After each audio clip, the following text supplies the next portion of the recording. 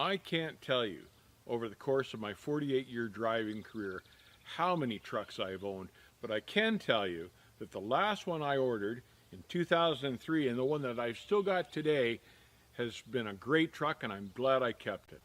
I remember when this truck ran out of warranty after about 4 years of owning it, and it was free and clear, and I had to make the decision on whether I was going to replace it with a new truck or whether I was just going to keep this old girl because it was running just fine at the time, and I really didn't want to sell it.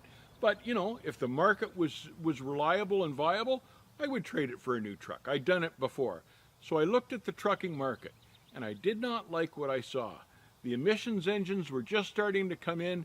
The trucks were costing a whole lot more because of the emissions equipment, and the trucks were breaking down a lot.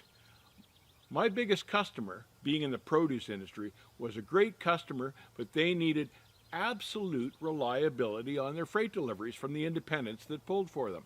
And with a new truck with emissions equipment, I couldn't guarantee them that absolute reliability. So I hunkered down. I decided to keep my old truck, and it was one of the best moves I ever made. Keeping the older girl here saved me tens of thousands of dollars over the next following number of years. So I stuck with my older truck that was free and clear, hunkered down, started building a bigger maintenance account, and started to watch the truck as closely as I possibly could. I did very thorough circle checks, looking for any sort of a problem that might arise. The biggest concerns, of course, are the engine, the drivetrain, and the electrical system. So parts like the turbo, for instance, I would replace before they expired, because when a turbo blows when you're on the road, it can scatter fins and parts down into the engine, and then you're into a total rebuild. So you want to replace parts like the turbo before they fail. Today, this truck is retired with over 1 million miles on it, but it could go to work tomorrow. And if I were to put it back to work, I'd run the shorter stuff because, frankly, the long haul rates just don't pay what they should anymore.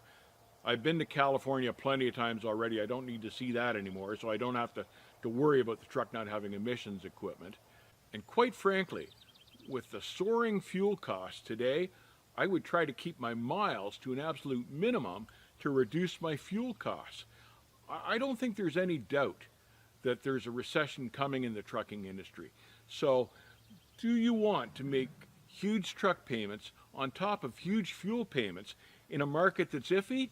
If there is a recession that's coming, and I think there is, I think you're better off positioned if you want to own a truck, or if you have to own a truck, to have an older truck that you can fix easily because it doesn't have a whole lot of issues to deal with the emissions equipment. And when times get really tough, you can park it against the fence. You don't need to work that truck. You don't need to make payments on it because you own it free and clear. And you can work it when you want to work it, and when the market isn't right, you don't have to work it. It never ceases to amaze me these days that you can pay over $200,000 for a truck, and because of the emissions equipment, the thing isn't reliable. In trucking, reliability is everything. Stay safe, keep the rubber side down.